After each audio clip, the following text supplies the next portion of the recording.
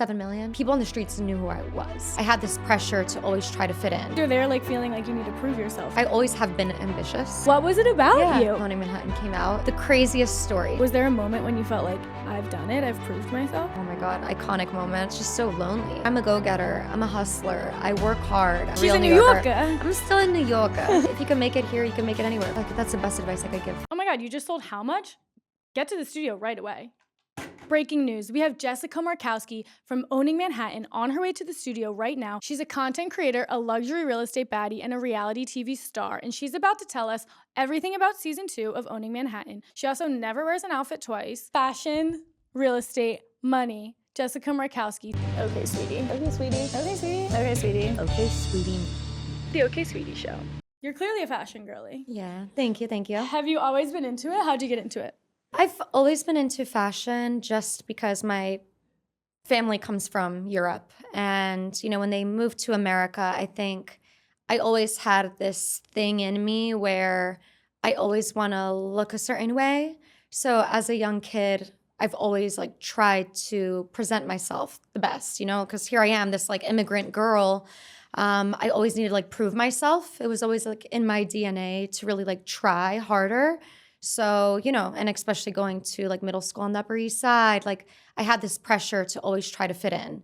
But I don't know if it's like a first generation immigrant mentality where you like need to try to overcompensate, whether it's with clothing or, you know, your education or like being smarter, you know, like I think we always put this pressure on ourselves. So. Because you feel like you're inherently an outsider because Correct. you're not from here. So like, Yeah. There's nothing, did you ever fix it? Like, is there anything you can actually do to make yourself feel part of the pack?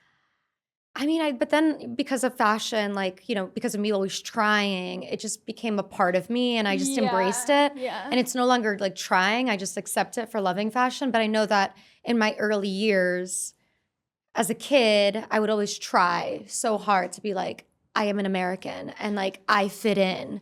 But now I'm like, you know, I just embrace it. I love fashion, but So I know that it all started when I was a kid. You grew up in Brooklyn. I did, yes. But then you like tested to place in a school in Manhattan, right? Yeah, so back then, you know, if you had good grades, you could have qualified to go to school in the city. So I went to Wagner, shout out Wagner. Shout out Wagner.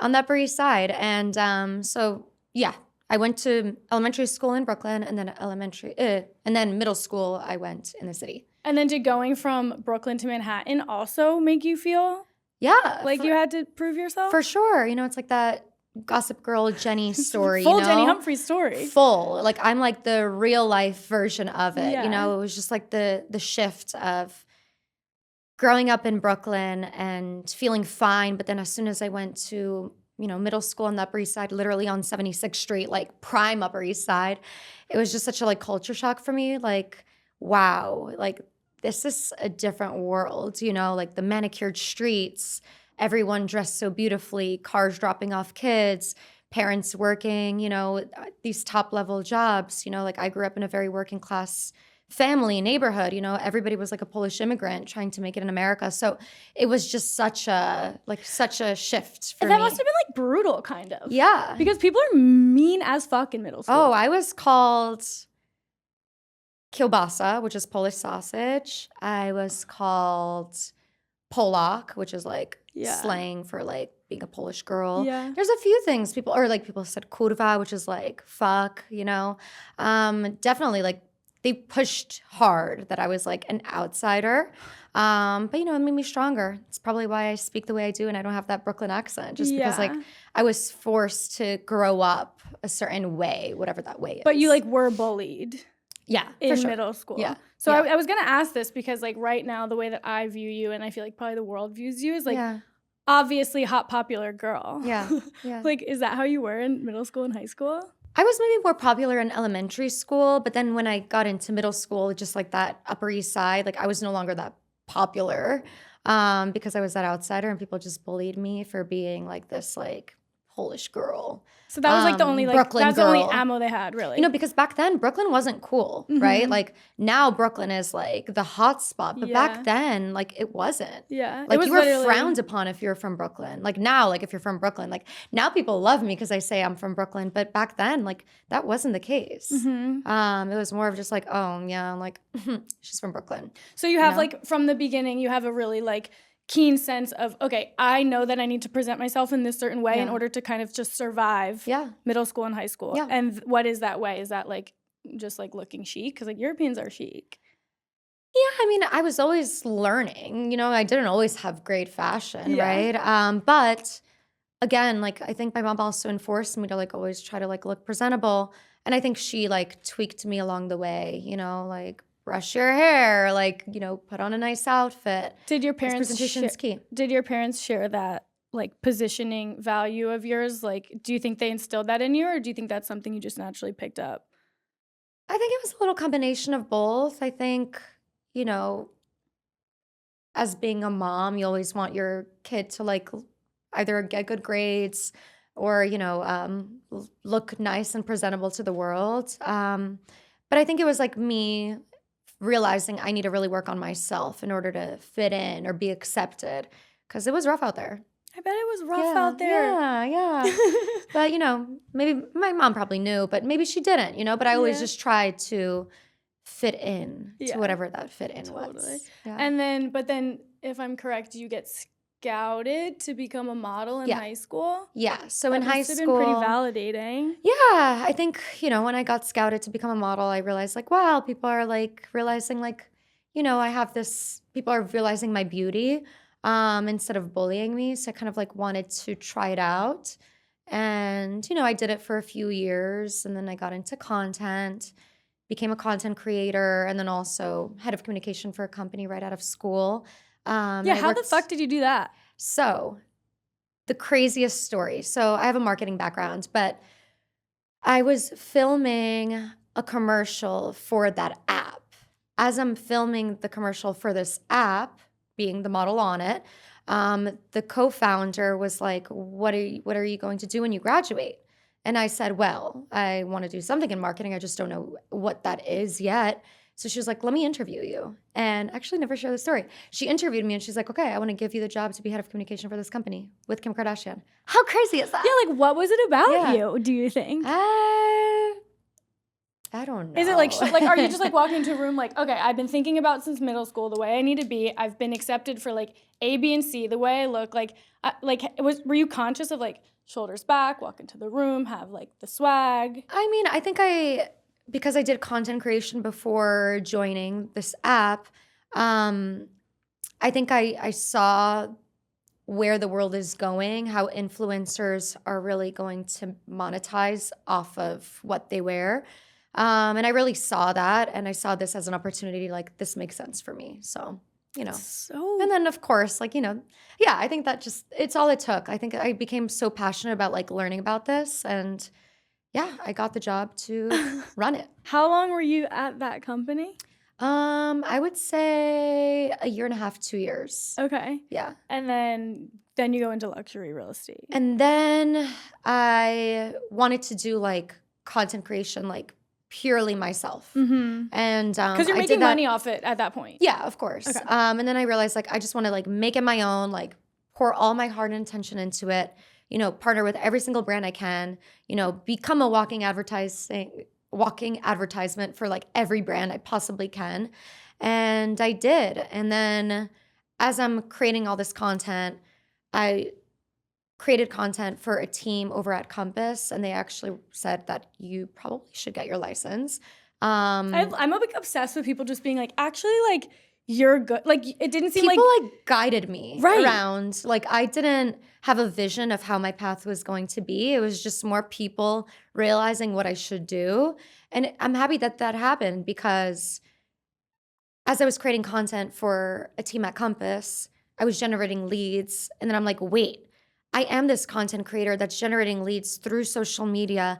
I think it does make sense for me to do it. Yeah. And so was over at Compass, and then Ryan, realizing what I was doing, he realized that I should join his company. So he literally DM'd me and he was like, "Hey Jess, what's up?" And I thought it was spam. And I'm like, "Hey, what's up?" And so he called me. What's up? I try to be all cool because I thought it was spam. I'm like, Yeah. he can't be reaching out to Imagine me. you like ghosted. Out of all people, like why? Yeah. So I try to be very cool, calm, and collected. And I said, "Hey, what's up?" And then he said, "Can I call you?" I'm like, "Yeah." So he calls me and he explained that I've been seeing what you're doing. I really want to have a meeting with you. Had a meeting with him and he offered me to join the company, but then also to be one of the cast members on the show off the bat. And did you shit a brick? Like, were you so excited? I was so excited. I'm like, how why me out of all people to get this? But at the same time, you've been working kind of like unconsciously working your whole life towards like this exact manifestation of this career. Totally. But it just made sense because he obviously being the real estate, influencer of this generation, he understood what I was doing. And, I was like the smaller version of what he is. Right. And I was the content creator that he really saw. And as I joined over to him, I decided to become that content creator in real estate for Serhant. The rest is history. And here we are, season 2, here we baby. are, season 2. Yeah. Do you feel like you were an ambitious person from a young age? Because from modeling to your job, head of communications, to both of your real estate jobs, people are kind of pointing you out and bringing you up. Mm-hmm. Did you feel like you had a certain direction you wanted to go in before that? Did you feel ambitious, or did people's belief in you help you believe in yourself? I think I always have been ambitious. From a very young age, I always knew I wanted to shoot for the stars, and whatever those stars would be, I would figure it out. I didn't necessarily have the guidance of what I wanted to do, right? It just, things kind of came to me naturally, my parents never really went to college, so I didn't have the person to guide me in which direction I needed to go. So it just, things kind of aligned and shaped me to be where I am today. Yeah, your parents were immigrant hustlers. Yeah. How did they feel about your kind of non-traditional career path? I think they obviously would support me with whatever I would want to do. That's without a doubt, of course. I think once I got into real estate, they were like, this makes total sense for Jessica. My parents are in real estate in Brooklyn, and so that's their American dream story. They immigrated, bought multifamily homes, worked their asses off. My dad was a truck driver. They invested into real estate, and look at Brooklyn, that's how they had their American dream start. Literal right? American dream. Literally, they are the definition of American dream to me. And now they have a famous daughter, which is just cherry on the cake. Or whatever the fucking saying is. But I knew I was going to get into real estate. It's just a matter of time when that would be. And when I got the opportunity to be at Serhant and be a part of the show, they were like, okay, it makes sense because it's allowing me to film. And, I'm very passionate about cameras and filming and content and the whole production. I love so much, but then also being able to sell real estate in the city I am actually from, there's no more beautiful synergy than that. So did they get it when you were doing social media and stuff? I think they understood it because I was always making money, right? Yeah. I was partnering with brands each and every time. So they got to see that I'm not just creating pictures. I'm literally I had spreadsheets of I need to hit this amount of dollars every single month. I wasn't just doing ooh, look at me holding this one product. I was a business girl behind this. I knew I needed to make this amount every single month in order for me to sustain my lifestyle, to live comfortably. I always had to hit that. So they knew I treated my social media as a business. It wasn't just oh, look at me in a pretty outfit. Yeah. And then the way you hit, are you just reaching out to brands at that point in your career? You're all right, I have my spreadsheet. I know what I need to make. Now I'm going to take it upon myself to hit people up. Just for sweeties who might be listening who are that's the exact career I want to do. Yeah. I feel the actual route of getting there, what does that look like? Before me doing, owning Manhattan, before me doing real estate, when I just exclusively worked on social media outreaches, I would reach out to brands. And I would say what I would do for them. And a lot of the time, I'll share my little secrets. I don't Please do this do. anymore, but back then when I was creating content for a brand, so say for example, you are a Blue Bottle, which this is, right? Instead of me just doing one picture and posting Blue Bottle, I would offer these brands, I would offer them for that one partnership, I would give them 100 images so they could do whatever they want with Wow. it. I gave them full usage rights, and that's how I like really like, you know, paved my way. I created a lot of like marketing material for brands aside from just one-off posts. That gives you the edge over another Yes. like influencer type Correct. of person Yeah. who they would maybe want to hire. Exactly. You're like, well, you can use this in the future. Exactly. And also now I'm actually like a marketing Yeah. business person. Yeah.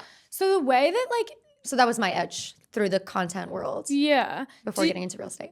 I feel like on the show, right, like Ryan's introducing you and he's like, and you guys addressed this a couple of times, there's like, she doesn't just post social media, she's not just an influencer, like she can sell too. Yeah.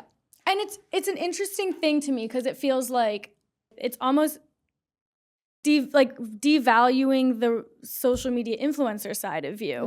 And you're like, well, I'm validating myself because I can fucking sell sick ass luxury real estate. So I could sell whatever you need me to sell. Throughout content, when I did content, I sold whatever I could to get that deal done. And real estate's no different, right? Like you need to sell the property. So, you know, you give me a book, I'll try to sell it. You know, Yeah. like I've always done sales. Yeah. I've always done What sales. are the tricks of the trade? What's exactly your question? Okay. Selling to me feels okay. I was a salesperson for 6 months. I did outerwear for Burton Snowboards, and I fucking hated it. Burton? Yeah. Yeah, the snowboard Yeah, company. yeah, Yeah, yeah. The family. Oh my gosh. George and Taylor. I know George. Yeah, nice. That's funny. Like I was selling snowboard jackets to snowboard fucking shops. Yeah. So they want the thing, but I like couldn't bring myself to be like, no, you really want it. No, you want more. Like, and I just like it's so natural for you. I think this could apply to like any sales, you know, call or appointment, whatever it is you're trying to do. I treat every meeting as if it's my last. Like I'm never gonna have another meeting. Like this is my last check I'll ever receive.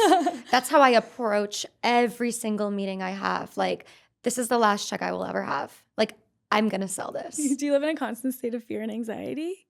Yeah, but that's fine. It's just like part of it. It's part of the job. You're like, it works, so it's fine. Yeah, like I just treat it as if it's like the last one I'm ever gonna have. You know, obviously I don't sell everything like from that first meeting, but I approach it in that way. Like this is the last meeting I will ever have. And by that you mean like you're putting your all into it. I'm putting my all in and it. you're not giving a fuck and No. you're like not Yeah. second guessing Correct. anything. Correct. Yeah. Okay, wow, Yeah. that's amazing. Yeah. And did it take a lifetime of getting there to cultivate that? Or like were you pretty good at that from the start? I mean, I just, you know, back to my content days when I would do outreaches, like, of course I would get no's. We naturally get no's with everything, with any job that you have, right? You get rejection, but Do you take it personally when you get rejected? sometimes it depends on what it is. But I don't stop, right? Like that one rejection is not going to like make me like cry myself to sleep. It just powers me and fuels me to do even more. Yeah. So, yeah. Yeah. And then in terms of like curating a look, how important do you feel like it is to dress the part in order to sell the thing? I mean, again, I love fashion. I love dressing up. It's part of the like package for me, you know, like if I'm selling this $10 million home, this $30 million home, I love to look as if I fit in, right? Like, Right, yeah. I don't know. I can't imagine myself like not dressing. It needs to like align itself personally. There are some people who rock it and don't, but like it gives me confidence. Like when I'm in this, you know, apartment and I'm trying to sell it, it gives me more confidence when I dress the part. Some people don't have to, but it just personally from my like background that we talked about, it just gives me the like confidence to be able to do it. Well, it does seem like there's a little bit of a formula too. Just when you see the reality real estate girlies, like it's a very curated look. People are dressed to the nines, like Yeah. usually like hair's pretty done up, like makeup, like work done, everything, you know what I mean? So like, is there any part of you that feels like, I mean, yeah, I guess the whole fitting in thing, but you're just like, whatever, I need to fit in to make this happen, and I'm going to go for it, and I'm going to do it, and it just feels totally authentic I to mean, you. listen, like, do I get glam every single, like, that's not true. You know, like, when we're filming, of course, like, I try and I put more of an effort on it, but on the day to day, like tomorrow, I'm showing one of my listings in the Four Seasons downtown. Like, do I get glammed for it? Of course not. Do I wear Oh, flats? really? You don't? No. I mean, I do my own makeup, but I don't yeah. professionally like, I do my own, and I wear flats because I have to like actually show this. Because you're walking around. I'm walking around, like if you could only see how many steps I do a day. Like I'm not always in heels. When we're filming, I am because like I'm like presenting a certain like look. But tomorrow you'll see me in my little like, Chanel flats running around there, but it depends on the occasion. How do you want people to view you? You're also on reality TV where it can be so misconstrued, and you seem to have a pretty peaceful relationship with like control, I guess, and what's gonna happen. Thanks. You're like, season 2's coming out. We were like, are you nervous? She's like, I don't really give a fuck. Well, I do give a fuck, but it depends. Like, I would just think like the way that you've always thought about, what you look like, and like in a good way, because I think about it too. It's strategic. But. Yeah, but again, I'm not like curating a certain look or vibe. It's like whatever I'm feeling, right? Like there are times where we have an event and I want to dress a certain way, but it's not so curated to the point. Like I don't have a stylist that I work with. Like I dress myself, I want to be like myself. I want to be to the core of like, what would Jessica actually wear? So no, I approach every single time that we're filming the way I feel like it makes sense, and it might not make sense to everyone, but it makes sense to me. Totally. Yeah.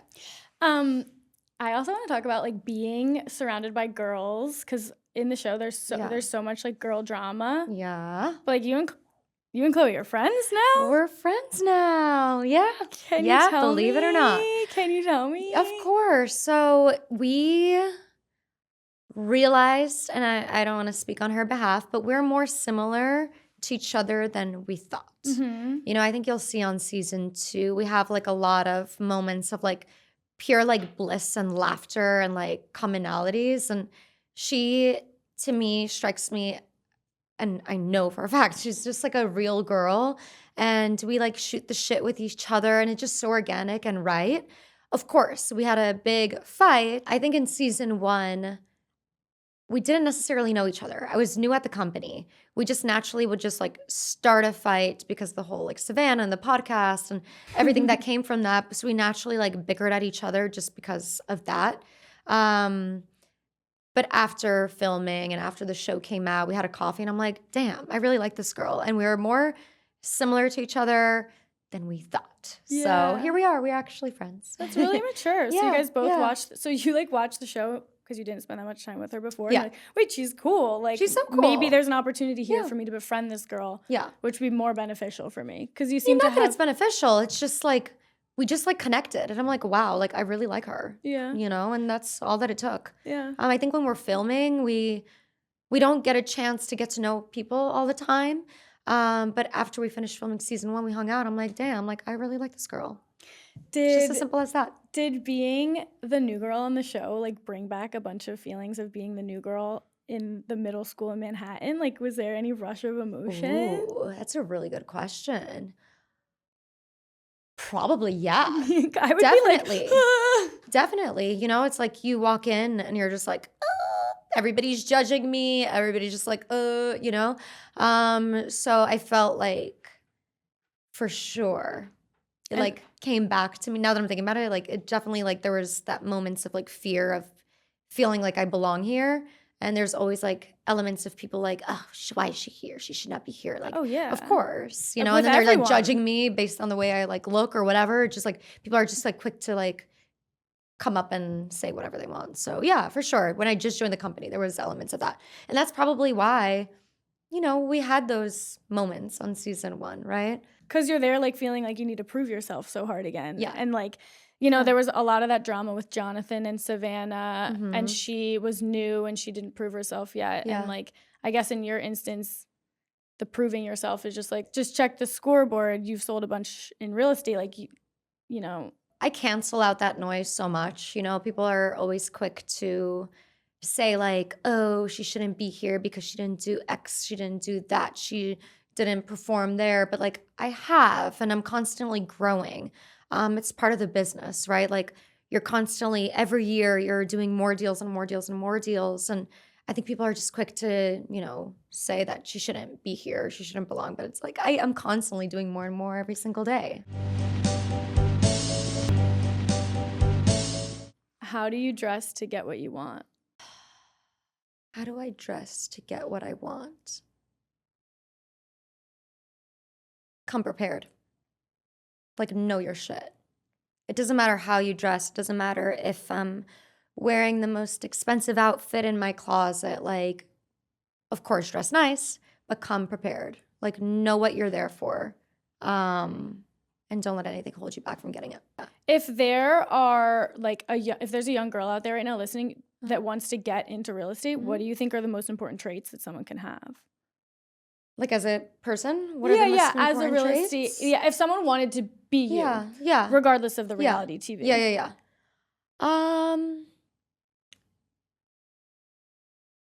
Know that the first year is going to be hard. Know that the first year you're not going to make a lot of money. Know that there's always like a light at the end of the tunnel. So you just have to approach it that way. That's first and foremost. Because like I have never met a broker that like succeeded their first year in the business, So like know that the first is going to be hard, but absorb all the information as much as possible the first year when you begin, because that knowledge will like allow you to really like thrive throughout in this business. Join a team.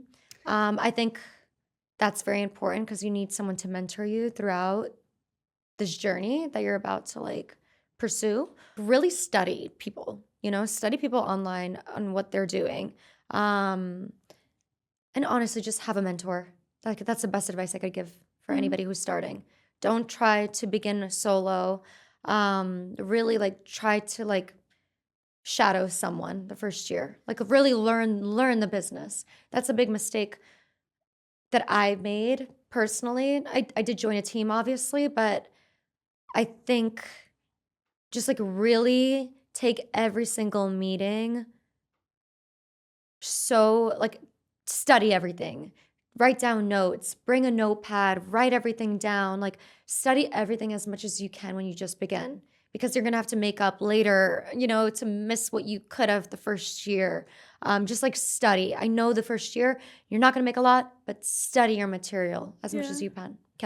The team thing's interesting to me because I would think of real estate as competitive and like independent, but you're pretty big on leaning on the people around you. I mean, you're not gonna, it's just like, it's impossible to like do it alone. Yeah. You are who you are surrounded with, professionally, romantically, anything, right? Yeah.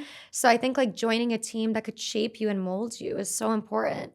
And also like starting out, it's just so lonely. So like, you start out alone, you're going to be lonely for a long time, not making money too. You need that support system. Well, we know you got onto owning Manhattan because Ryan obviously saw something in you and you were like, fuck yeah, this is great. So your first reactions, you were excited. Of course. And then, then, how do you turn it down? No, it would be amazing. Yeah, hello. You're like, hello, I'm born for the camera. Yeah, hello. Do you feel like you were represented fairly? Again, I think the podcast that I did, it's not something I've been proud of. Till this day, I'm not proud of it. I've never done reality TV before. I don't know. I wasn't prepared of what I was about to witness, right? So again, I'm deeply sorry about what I did to Savannah and, but again, I've never done reality TV. I never knew what I was about to endure.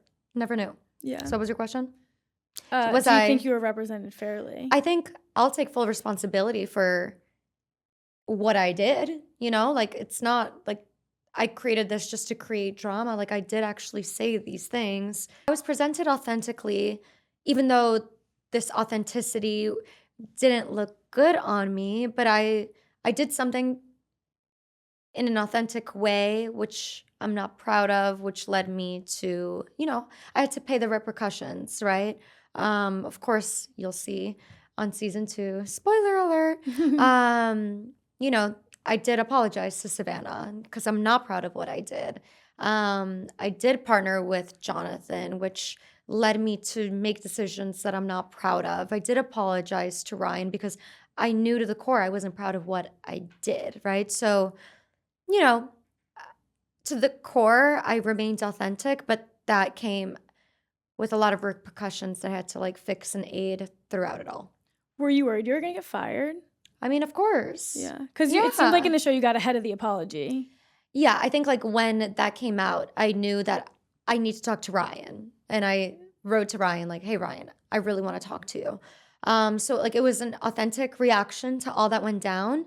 Listen, this podcast, I wouldn't have released it, but it was, right? And, if I had control and editing rights, I probably like would have reduced that and not include that. Yeah. But it is what it is. I had to pay the consequences of it all. So yeah, I spoke with Ryan, really apologetic about like what went down. I shouldn't be talking negatively like that on a podcast, But again, the podcast made season 1 of Owning Manhattan very successful. So it's like you win some, you lose some. But again, I'm not proud of it, right? Yeah. I'm not proud of talking poorly on Savannah. She didn't deserve it. I shouldn't have done it. I was in a bad place at the wrong time. Right. And what can I do? Yeah. I'm a human. We're all human. We make mistakes. And I made a big mistake. Yeah. So I apologize to both Ryan and to Savannah. Good. And So, you learned. Watch season 2. What do you hope people will take away about you from season 2? I think and I hope they get to see that I'm a go-getter. I'm a hustler. I work hard. I'm like the first one on season 2 that is going to close a deal. Right? Love it. So, you will see the broker that I am, like the good, bad, ugly, crazy of like the deal that I did. You'll see all of that. I think you'll see like a real Jessica moment behind on and off camera of me. Yes, will there be drama? Of course. But I always remained authentic to who I am. With everything I said and will say on season 2, everything that was done on it, I always remembered to be to the core authentic to myself. And that's probably why you kind of have peace with whatever comes out, because you know that you are at least authentic to yourself. I can't lie. Right. I just don't know how to. Sometimes they say too much. Yes, for Don't we all? sure. For sure. But I never lie. I don't fake it to make it. Yeah. It's not in my MO. It'll never be. Do you guys have any celebrations after you close a deal? Any like rituals? We sign the wall, of course. So we do that at the company. Do I have any personal like you with the girls, or you with your husband, or just personally? I usually like make like a nice like I hate that I do this, but I always like to reward myself. So I buy like a really nice gift for myself. Yeah, I which love is like that. so awful, but I always Why do need you to hate reward that? myself because I spend money. I mean, but you have money, so spend it, right? But I always buy myself like something to like remember from this deal. So I always like to buy myself something. I need to stop. Like jewelry or clothes or something like that.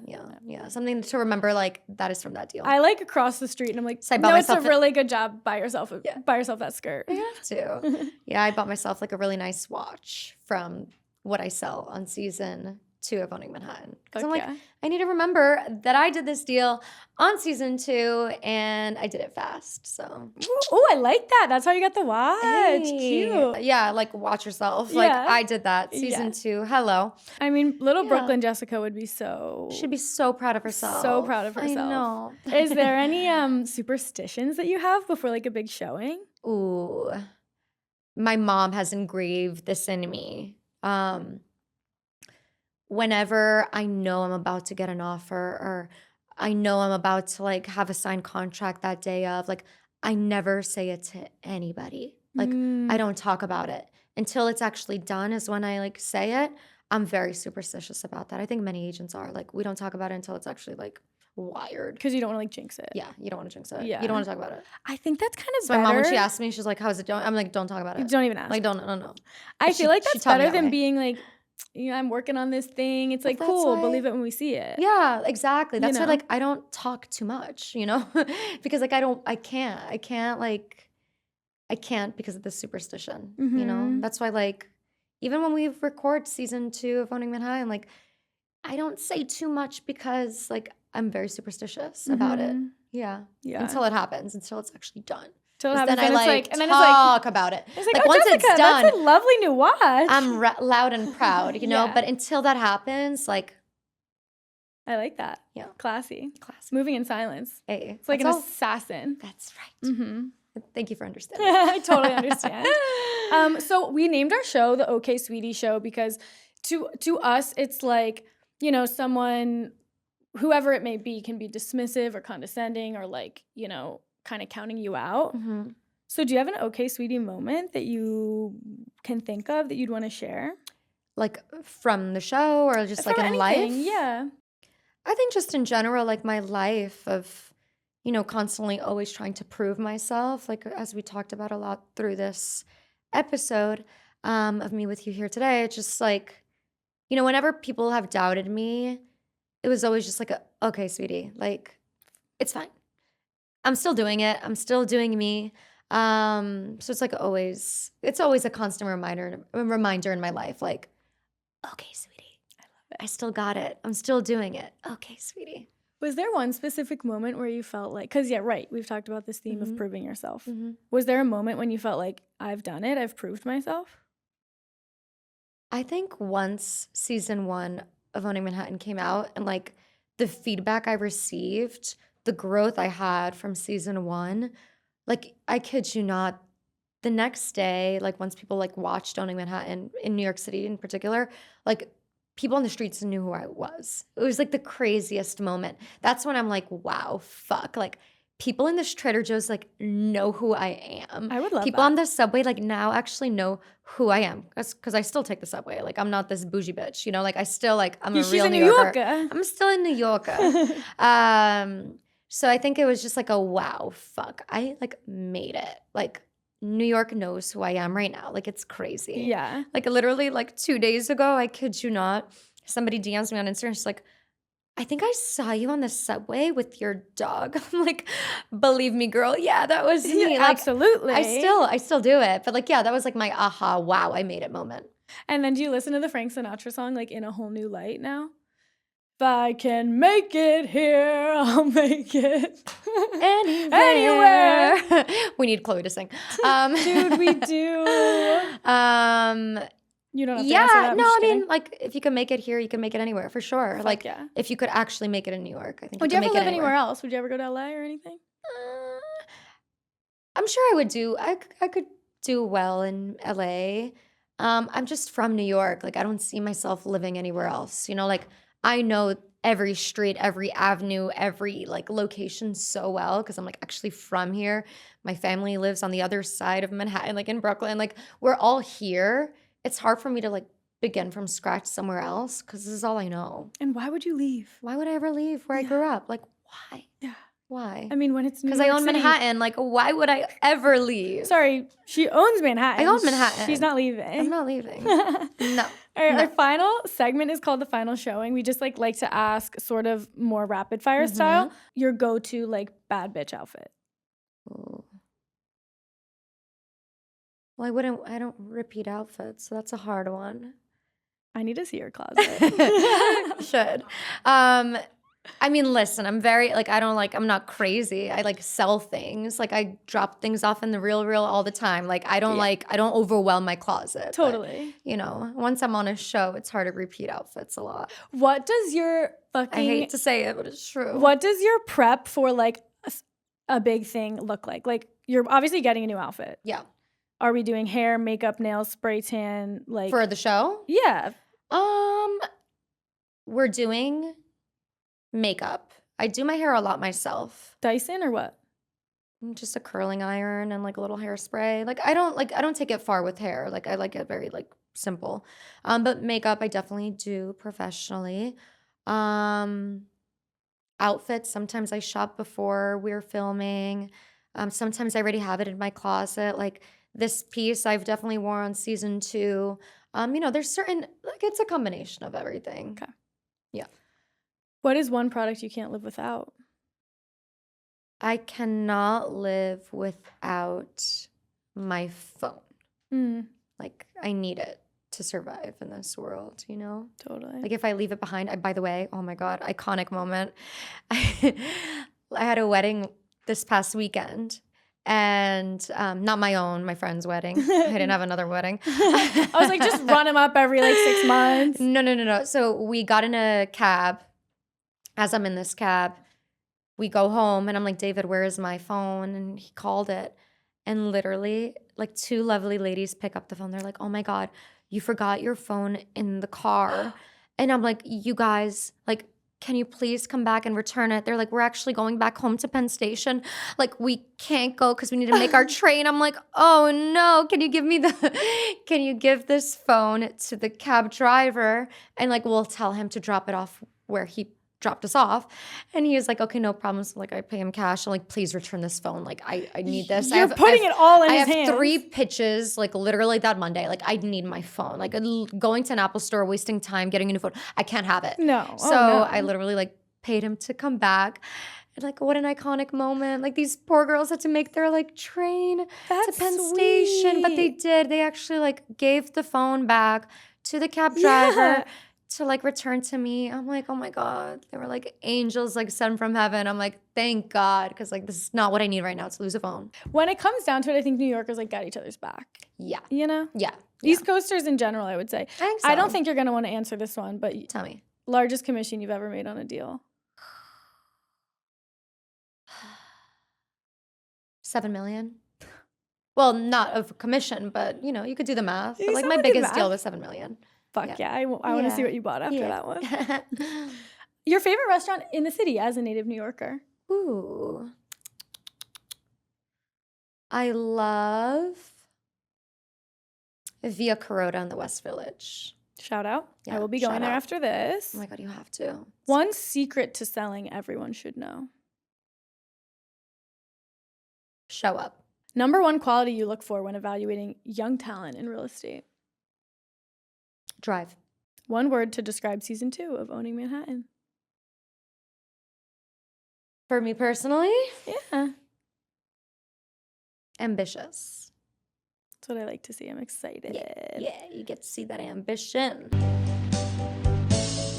Okay, sweeties, thanks for making it to the end of the episode. You know what you can do for us other than just be your best, brightest, most fabulous, chic self? Do us a little solid. Like, follow, comment, subscribe, rate, share with your friends, put it on your socials, send to your ex, send to your mom, whoever you want to reconnect with. It feels like a great opportunity to send them the OK Sweetie Show. Slide in our DMs. If you have a guest suggestion, slide in our DMs. We want to have a relationship with you, sweeties. What are the other things people can do with a podcast? Send it to your dog. Send it to your pet horse. I don't know what people are into. Just send that shit out. Tell everyone how amazing it is, how much you learned, how inspired you're feeling. Like, follow, subscribe, comment. XOXO, sweetie girl.